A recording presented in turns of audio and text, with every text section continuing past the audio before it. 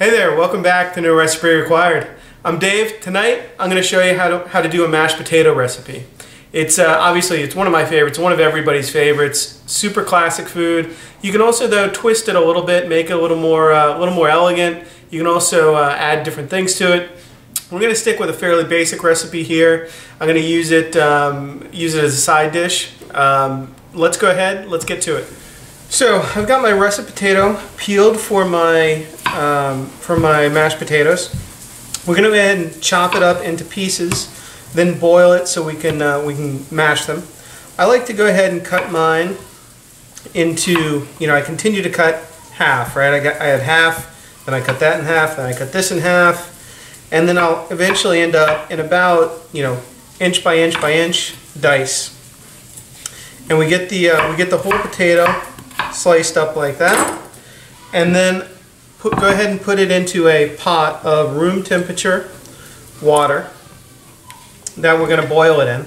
Now that water, you can go ahead and do this a couple hours ahead of time, no problem at all. They will, the potatoes will stay nice and white underwater. You don't want to slice it or peel it too far ahead of time without putting it in water, or you end up with brown potatoes that nobody's going to really look all that appetizing.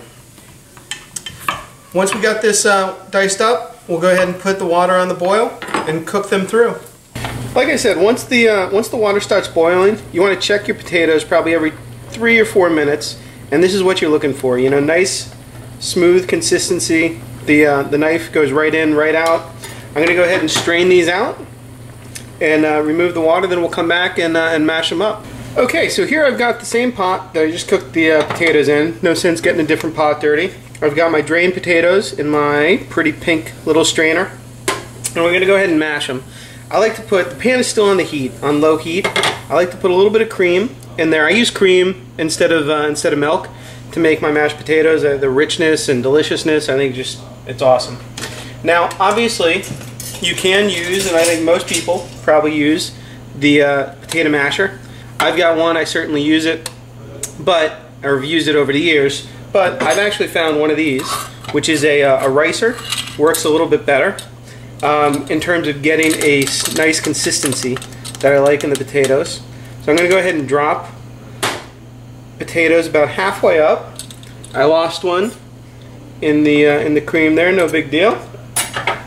And then this just kind of presses it through small holes in the bottom of the ricer. And I'll go ahead and do all of these potatoes. And then we'll come back, we'll add some butter, we'll add a little more cream. I'll walk you through the consistency and at least how I like to get them finished. Okay, so I've got my potatoes riced and just in the dish. That cream is still in the bottom. We're going to end up adding a little bit more cream. But first I'm going to add some butter. I've probably got 3 or 4 tablespoons, probably 3 tablespoons of butter initially, and this is for kind of one of those large size russet potatoes. I'm going to add a good amount of crushed, freshly ground black pepper and salt. I find a lot of people under season potatoes. They can take a fair amount of seasoning, and then I'm going to add a little bit more cream. It's tough to overdo it in this first batch.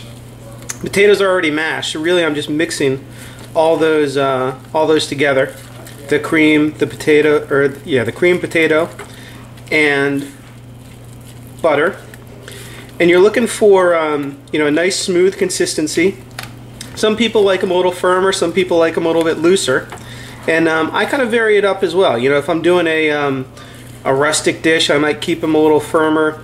If I'm doing something more elegant, I may go more to a puree consistency. And to get that consistency, you really just add a little bit more butter or cream. Once you've got those mixed together, give it a little taste.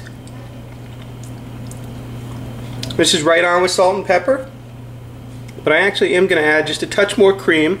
So I'm serving these potatoes tonight with a halibut dish, and I do want a very kind of puree, silky smooth texture to it.